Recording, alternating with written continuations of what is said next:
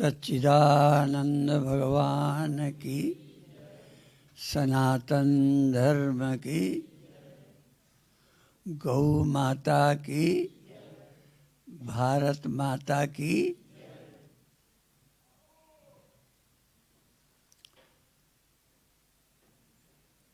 अभी एक भजन गा रहे थे पटियाला के लोग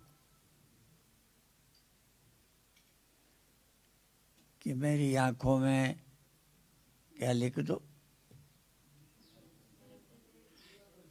हाँ, कि दर्शन करते थके नहीं, उकताए नहीं, कथा सुनते हुए कान उकताए नहीं, भगवान का नाम जपते मन उकताए नहीं। फर्क समझ लें, शरीर से तो सब कुछ छोड़ना पड़ सकता है, लेकिन हमारा मन न उकताए। तो इस भजन का सार है कि हमारे अंदर ऐसा प्रेम रहे, दर्शन करते हमारा दिल नहीं भरे। समय है, चले जाएं, काम करें, लेकिन ये लगे कि हमें और दर्शन करना था, इसी तरह और अभी सुनना था। कथा तो बंद करनी पड़ेगी, 100 काम हैं, लेकिन मन कथा से नहीं उकताया, जरूरत के कारण गए। कभी कभी ध्यान कराने के बाद भी हम पूछा करते हैं कुछ लोगों से, ये पूछते हैं कि अब ये बताओ, उठने का कारण शरीर थक गया था कि मन नहीं लग रहा था। कई बार मन लगता है, फिर भी हमको उठना पड़ेगा, 100 काम है। तो ये देखना है कि मन भजन से उकता गया कि जिम्मेदारी के कारण ध्यान छोड़ रहे, समय हो गया, कोई ड्यूटी है। अभी शरीर भी मान लो नहीं थका, मन भी लग रहा है, तो भी समय हो गया, ड्यूटी में जाना है, तो उठ गए। तो शरीर नहीं थका, पर कभी शरीर भी थक गया, पर मन को अच्छा लग रहा है। तो इस भजन का सार है कि आंखें दर्शन से थके नहीं, छके नहीं। और कथा के लिए भी ये सुना ही होगा कि रामचरित जे सुनत अगाही, रस विशेष जाना तिन नाही। भगवान की कथा सुनते जिनका दिल छक गया, वो भक्त नहीं है। माने दिल तो नहीं छका, मन करता है, पर उठना पड़ा। थोड़ा थोड़ा अंदाज इससे लगा लो कि शरीर छोड़ना पड़ता है, पर दिल नहीं चाहता। दिल चाहता है जीते रहें, जिजीविसा, जीने की इच्छा। इसी तरह ये उदाहरण है। लोभी को जैसे धन प्यारा लगता है, एक उम्र में स्त्री पुरुष परस्पर प्रिय लगते हैं,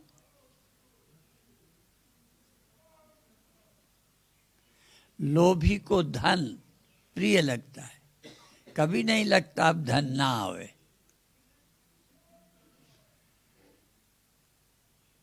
अखबारों में कभी कभी टीवी में आता है कि देश में इतने इतने पैसे वाले हैं कि यदि कितने लाख या करोड़ रोज खर्चे तो 6 साल लगेंगे,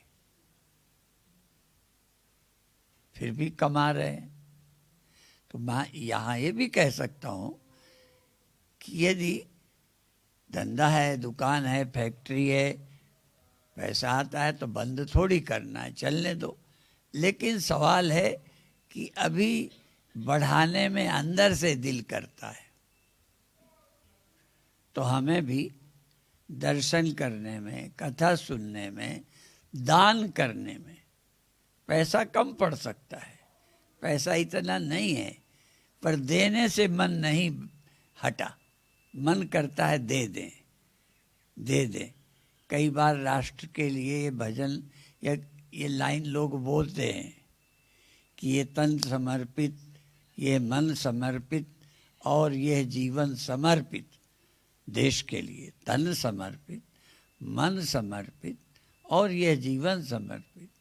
दिल चाहता है कि और भी कुछ दे दूं, माने कम है पैसा पर लगता है और दे दें। संकोच लगता है कम देने में, दिल ज़्यादा देने को करता है, पर हमारी आर्थिक स्थिति इतनी मजबूत नहीं है कि हम और दे पाएं। ऐसे ही कई काम, कई लोग सैनिक सीमा में लड़ते हुए शहीद हो जाते, तो उनके परिवार के बच्चे ये भी कहते हैं हम भी सैनिक बनेंगे। ये नहीं लगा कि हमारे पिता शहीद हो गए तो अब हम सैनिक नहीं बनेंगे। बच्चे कई कहते हैं कि हम सैनिक बनेंगे और बदला लेंगे। अभिप्राय हमारा मन इतना आसक्त हो। भगवान ने कहा मयि आसक्त मनाः पार्थ, काम करेंगे। कई बार पत्नी या पति से इतना प्यार है कि कई बार शुरू में लगता है दुकान भी न जाना पड़े, ड्यूटी में न जाना पड़े, देश विदेश न जाना पड़े, फिर भी जाते हैं। ये उदाहरण है। अर्थात भजन छोड़ देंगे लेकिन भजन छोड़ने का मन नहीं है। दर्शन करना बंद करेंगे लेकिन हमारा मन दर्शन करते रहे, ऐसा है। दान देना बंद करेंगे क्योंकि जितना दिल है उतना धन नहीं है। दिल तो करता है देते रहें, लेकिन अपने पास कहाँ इतना धन है कि लगातार देते रहें, धन कम पड़ जाएगा। इसलिए देना बंद करना अलग है, पर देने का दिल खत्म हो जाए ये अच्छा नहीं। किसी तरह शरीर थक जाए तो भजन बंद कर देंगे, काम बंद कर देंगे। थोड़ी देर को सैनिक सोते भी होंगे, ड्राइवर सोता भी है, पर मेरा मन नहीं है कि मैं सेवा करूं, सेवा छोड़ दूं। तो इस तरह से ये याद रखो, भगवान करें आपके अंदर ऐसा प्यार देखने का, सुनने का, देने का, कुछ देश के लिए करने का ऐसा भाव हो कि हम जीवन भर करते ही रहें और यहाँ तक करते करते ही शरीर छोड़ें। ऐसा तो ये भावना बार बार प्रार्थना करने से, कल भी हमने कहा था कि भजन प्रार्थना है। जब आप गा रहे थे मैं सब सुन रहा था। दर्शन करते नहीं थके, मेरे कान कथा सुनते नहीं थके, मेरे पैर धूल दिया करने वाले नहीं थके। इतना मन है मेरे प्रेम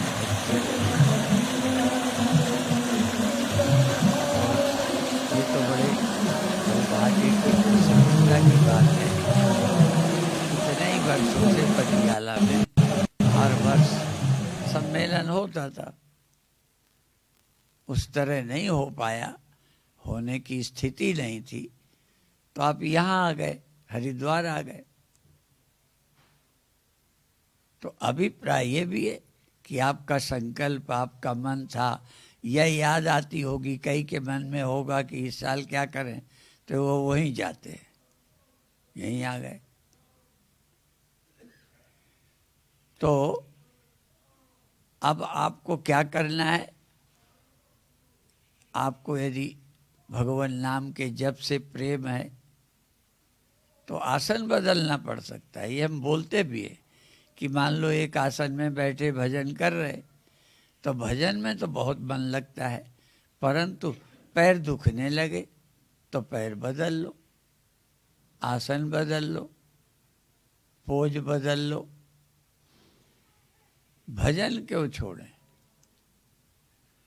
तो इसी तरह से कोई भी चीज पे जोड़ लो, और हमारा प्रेम पहले साकार गुरुदेव भगवान, भगवान राम, भगवान श्री कृष्ण, भगवान शंकर, उनसे प्रेम करें। तो भाई औरों से क्यों ना करें, भगवान ही से क्यों करें? क्योंकि और जिससे तुम आकार वाले से प्रेम करते हो, उसके न रहने पे तुम्हें दुख होता है।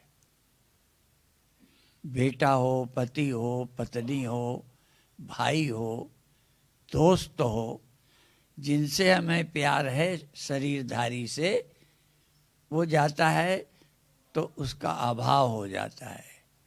परंतु जब हम भगवान से प्रेम करते हैं तो शरीर है तब भी, शरीर नहीं है तब भी, क्योंकि भगवान तो मरते नहीं, वो तो हमारे कल्याण के लिए देह धारण किया था। इसलिए उनसे साकार से भी यदि भक्ति करोगे तो भी मोह नहीं है।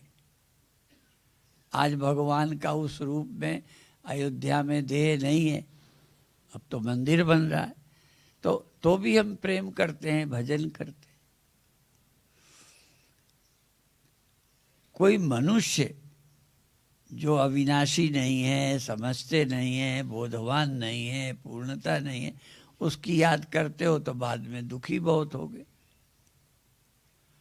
और हम लोगों के गुरुदेव यूँ तो थोड़ा बहुत लोगों को होता है, पर जो बहुत ज्ञानवान हैं, जिन्होंने गुरु के देह के साथ उनके ज्ञान से प्रेम किया है, गुरु देह ही नहीं है, गुरु के देह भी है पर गुरु देह ही नहीं है, गुरु एक जीव भी है, और गुरु जीव ही नहीं है, ब्रह्म भी है। तो जब हम गुरु से प्रेम करते हैं तो कुछ बहुत लगता है, पर देह का अभाव हो गया तो हमारे गुरु का अभाव नहीं हुआ। और जो जीव बन करके देह के माध्यम से बोलते थे, उस देह जीव का भी अभाव हो गया, लेकिन वो ब्रह्म में लीन हो गया। लेकिन उपदेश करने वाला गुरु नहीं रहा, पर साक्षात जो परब्रह्म है वो तो अभी भी है। इसलिए गुरु के अभाव होने पर प्रेम का अभाव नहीं होना चाहिए। तीनों रूप से गुरु को देखो, देह दृष्टि से भी देखो, अंतःकरण जीव दृष्टि से भी देखो, और ब्रह्म दृष्टि से भी देखो। इसलिए गुरुर् ब्रह्मा गुरुर्विष्णु गुरुर्देवो महेश्वर, ये तो तीन हो गए। अब पर ये तीन तो अवतार हैं, तो गुरु साक्षात गुरुरेव परब्रह्म, अर्थात जो अनादि है, अनंत है, सर्वत्र है, गुरु परब्रह्म है। इसलिए उनका अभाव कब होगा? प्रतीक में फोटो रख लिया, मूर्ति रख लिया भगवान राम की, परंतु भगवान राम हैं जिनका हम भजन करते हैं, भगवान कृष्ण हैं उनका हम भजन करते हैं, भगवान शंकर हैं उनका हम भजन करते हैं। कल या परसों टीवी देख रहे थे तो किसी ने एक शब्द का प्रयोग किया, चुनाव होता तो हम भी नहीं बोलते, इलेक्शन में खड़े होते तो हम भी नहीं बोलते, क्योंकि बुरा मान जाओगे। कहते हैं हिंदू बेवकूफ है। क्यों बेवकूफ है? अभी भी एक नहीं होता, सोचता नहीं है। कितने मंदिर गिराए गए, अपन ने कोई मस्जिद नहीं गिराई। हिंदुओं का इतिहास देखा जाए, कोई मस्जिद नहीं गिराई, पर हमारे मंदिर गिराए गए। और ये तो हम भाई गुरदास जी के शब्द कई बार बोल चुके।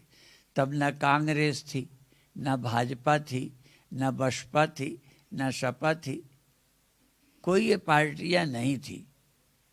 तब हमारे मंदिर गिराए गए। और वो बात किसने लिखी? भाई गुरदास ने। ठाकुर द्वारे ढाए के तेई ठौड़ी, ठाकुर द्वारे ढाए के तेई ठौड़ी मसी तू सारा, मारन गौ गरीब नु पृथ्वी ऊपर पाप बिथारा। अर्थात मंदिर गिराते रहे और वहीं मस्जिद बनाते रहे। अब इसके लिए कोर्ट में कौन गए? मंदिर तोड़ तोड़ करके उन्हीं जगहों पे मस्जिद गिराई, मस्जिद बनाई। काशी विश्वनाथ है, मथुरा है, काशी में तो नादिया भी है। नीचे की दीवार मंदिर की है, ऊपर वाला हिस्सा ही केवल मस्जिद का है।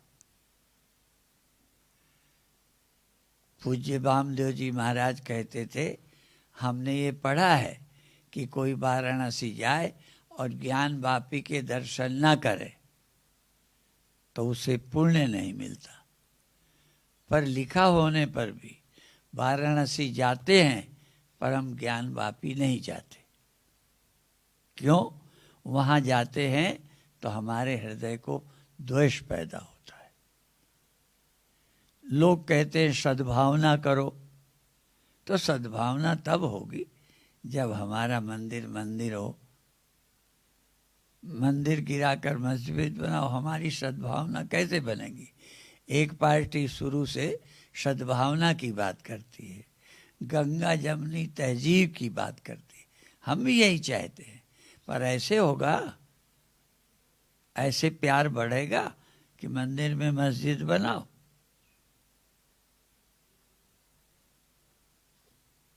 और मुसलमान जाते जाते, वो अंग्रेज जाते जाते जो एकता की बात थी वो भी खत्म कर गए। महाराजा भोज की राजधानी में यज्ञशाला भी और मस्जिद भी। वो ये कह के चले गए कि एक दिन वो मस्जिद जाएंगे और फला दिन ये यज्ञ हवन करने जाएंगे एक ही जगह पे। तो अभिप्राय है कि विदेशी लोग तो हमको लड़ाना चाहते थे, और आज की राजनीति भी शायद एकता नहीं चाहती। यदि एकता चाहती तो यही एक अच्छा रास्ता है कि ये मंदिर बन जाए, तो हम लोगों को प्यार बढ़ जाएगा, भरोसा बढ़ेगा कि हमारी भावना की कद्र मुस्लिम भी कर रहा है। तो अभिप्राय है ये अलग अलग पक्ष हैं, कुछ देश हित के हैं, कुछ देश के भविष्य के लिए। हम लोग सावधानी नहीं रहे, इसलिए कहता किसी ने कि हम अपने भविष्य की पीढ़ी का ख्याल नहीं कर रहे कि हमारे बच्चे फिर न गुलाम हो जाए, फिर न हमारी बेटियां लूटी जाए, फिर न हमारे साथ बुरा व्यवहार किया जाए, फिर न हमारे मंदिर तोड़े जाए। अभी तो जब मंदिर शुरू हुआ कहीं ने कहा है हम इसे भी तोड़ेंगे। तो कैसे तोड़ेंगे? संख्या में बढ़ जाएंगे तो फिर तोड़ेंगे। और हम जातियों में, पार्टियों में, मजहबों में बटे हुए रहते हैं। हम देश हित के लिए एक नहीं होते। कल यद्यपि आप नहीं थे, हम चाहते हैं देश स्वर्ग बने, पर देश स्वर्ग बन जाए हमारे केवल चाहने से, बूथ तक वोट डालने न जाना पड़े। देश में ऐसी सरकार बने, देश को बदल दे, स्वर्ग बना दे, विश्वगुरु बना दे, पर हमें बूथ तक न जाना पड़े, लाइन पे न लगना पड़े। माने हम चाहें और दुनिया स्वर्ग बन जाए। तो चाहे मोक्ष है, उसके लिए भी कुछ मेहनत, कथा सुनना, श्रवण करना, मनन करना, निधिध्यासन करना, हमें सोचना पड़ेगा। छोटी सी बात से नाराज होके इसके बजाय उसको वोट दे दिया, देश भूल गया। केवल एक मुद्दा। और राजनीतिक कितने खिलाड़ी होते हैं कि चुनाव के दिनों कोई ना कोई एक मुद्दा ऐसा कर देंगे कि वो राष्ट्र गया, हम इस मुद्दे पे आ गए। कोई ने जाति का नाम ले लिया, कोई ने मजहब का ले लिया, कोई ने कुछ कर लिया, बस उसी से प्रतिक्रिया में। एक बार सच बता दें, एक बार ऐसा हुआ कि हमने कांग्रेस को वोट दिया और भाजपा को नहीं दिया। हम भी किसी बात से नाराज हो गए थे, क्योंकि दिल तो दिल है। वो अभी विषय नहीं बताऊंगा। और चिड़े किससे थे? जो बहुत अच्छे नेता, जो सदा बड़े ईमानदार रहे, जीवन ही उनका समता वाला रहा। हाँ, कौन? अटल बिहारी वाजपेयी। उनसे चिढ़ गए थे।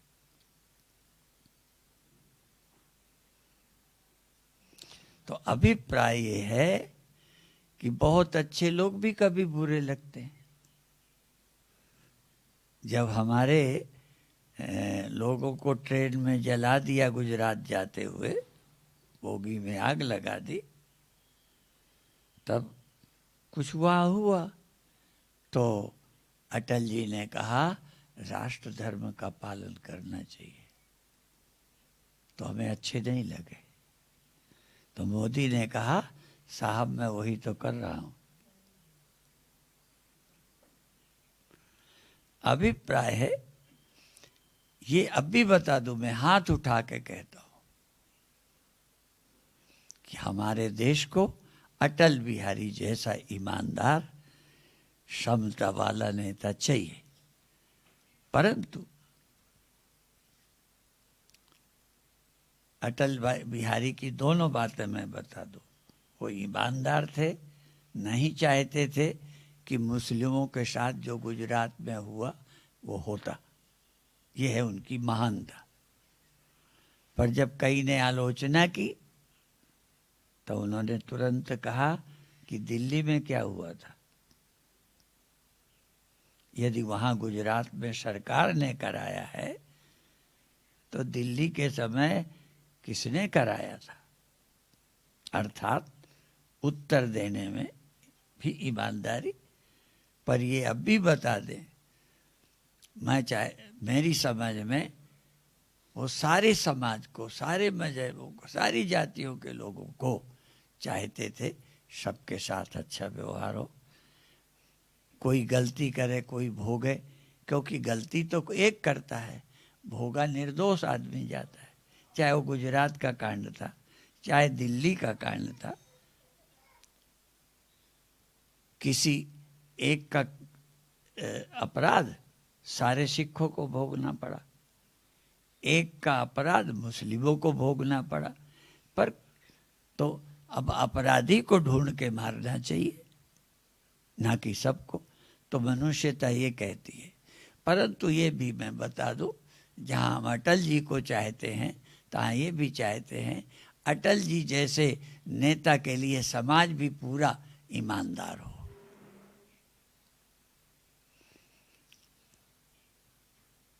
अब मान लो कोई आके हमारा मंदिर गिराए,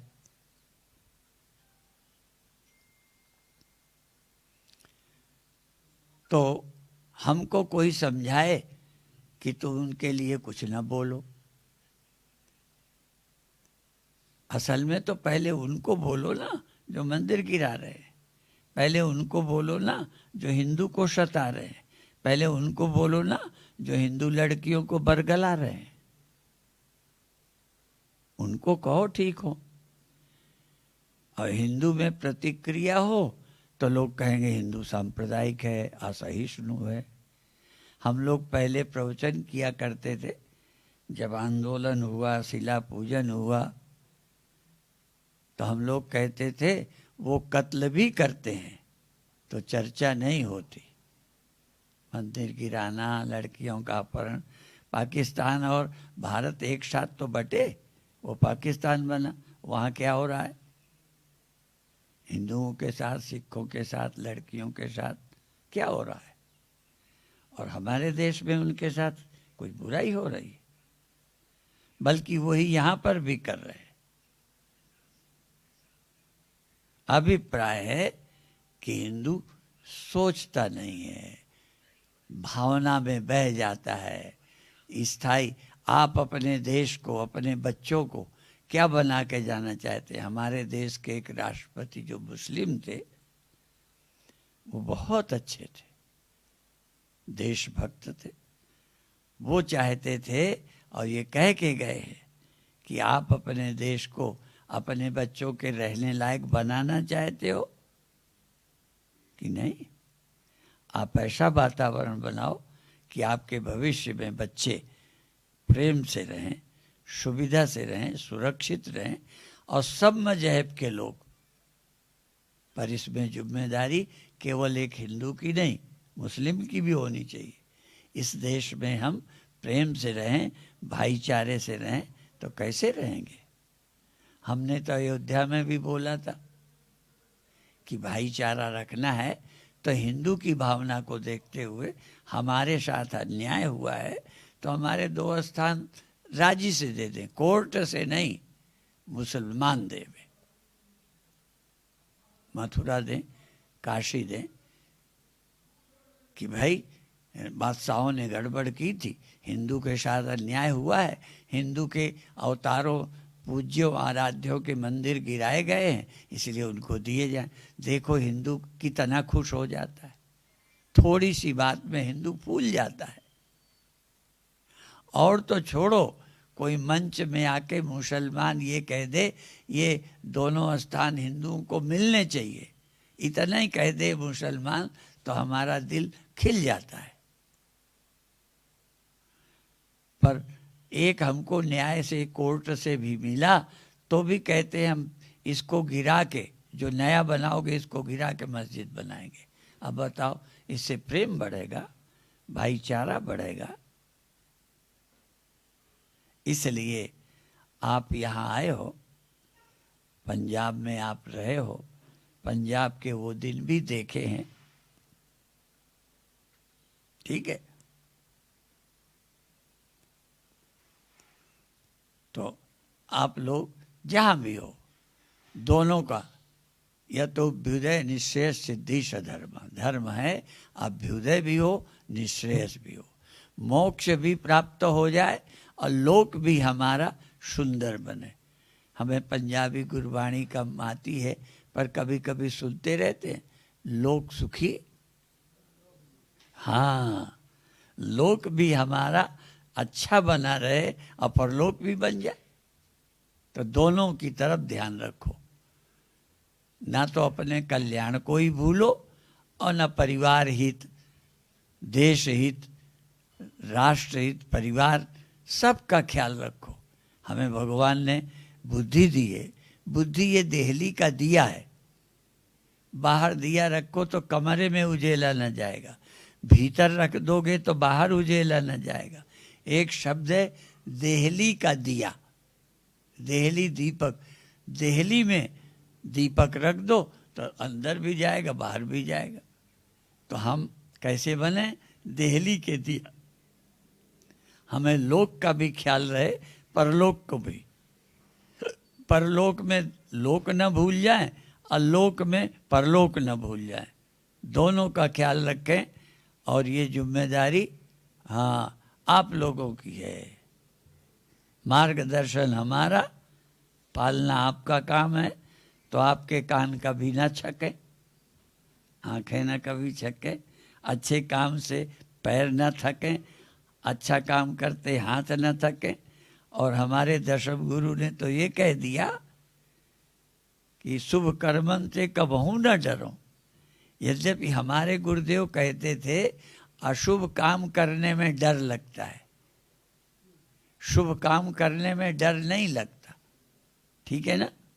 अच्छा काम करोगे डरोगे नहीं, बुरा काम करने जाओगे तो देखोगे कोई देखता तो नहीं, अर्थात डर लगता है बुरे काम से, अच्छे में नहीं। पर गुरु गोविंद सिंह जी महाराज कहते हैं शुभ कर्मन ते कबहू न डरो। क्यों कभी कभी तो महाराज देश के लिए शुभ कर्मों में डर लगता है, अपराधियों के खिलाफ बयान देने में डर लगता है। बयान देंगे तो पुलिस नहीं हमें निपटा देंगे, इसलिए कई अपराधियों के खिलाफ बयान नहीं मिलते। इसलिए श्री गुरु गोविंद जी महाराज ने कहा मैं शुभ कर्मों से नहीं डरता, और जिसलिए आया हूँ वो करूँगा। गाय की रक्षा करूँगा, धर्म की रक्षा के लिए मेरा अवतार हुआ। जैसे भगवान कृष्ण ने कहा है, यदा यदा हि धर्मस्य ग्लानिर्भवति भारत अभ्युत्थानम धर्मस्य तदात्मानं सृजाम्यहम्। जैसे भगवान ने कहा, ऐसे गुरु गोविंद सिंह ने कहा कि मैं धर्म की रक्षा के लिए आया हूँ, देश के लिए आया हूँ, मैं डरूंगा नहीं। तो जो भी पूर्णता को प्राप्त हैं, चाहे वो गुरु हो, चाहे अवतार हो, चाहे और कोई संत हो देश में, जो पूर्णता को प्राप्त हो गए, जिन्हें पता है देह आज नहीं कल जाना है, वो अच्छे काम में क्यों ना लगाएं। ये पैसा कौन साथ ले जाएंगे, अच्छे काम में लग जाए। ये हमारी वाणी, हमारा दिमाग किस काम में, समाज को अच्छे मार्गदर्शन करें। इसलिए वैदिक प्रार्थना, ये प्रार्थना दो हम जरूर बोलते हैं। एक तो ये सर्वे भवन्तु सुखिना, ये हमारी प्रार्थना है। सर्वे भवन्तु सुखिना, यहाँ हिंदू भवन्तु सुखिना नहीं, सर्वे भवन्तु सुखिना, सर्वे सन्तु निरामया, सर्वे भद्राणि पश्यन्तु मा कश्चित् दुःख भाग् भवेत्। सर्वे भवन्तु सुखिना, सर्वे सन्तु निरामया, सर्वे भद्राणि पश्यन्तु। सबको हित दिखाई पड़े, हित नहीं दिखाई पड़ता। अब कई नशा करते हैं, उन्हें अपने हित नहीं दिखाई दे रहा। नशा पीकर कितने जवान बर्बाद हुए। अभी अभी 2 दिन पहले एक हमारे परिचित संत नहीं रहे, वो ड्रग वग लेते थे, अमेरिका में नहीं रहे, विदेश जाते थे, पढ़ा लिखा था, लेकिन क्या है, वहाँ जमीन थी, आश्रम था। तो ये कितने पढ़े लिखे जवान नशे में बर्बाद हैं। अब जिन्हें अपने ही भविष्य नहीं दिखता, घर का क्या ख्याल करेंगे। जो अपने ही नशे में है वो देश के भविष्य के लिए क्या करेंगे। ख्याल आएगा देश अच्छा बन जाए, कुछ नहीं। और परिवार अच्छा बन जाए दिमाग में आएगा, पर जब वो लगा लेंगे सब भूल जाएगा।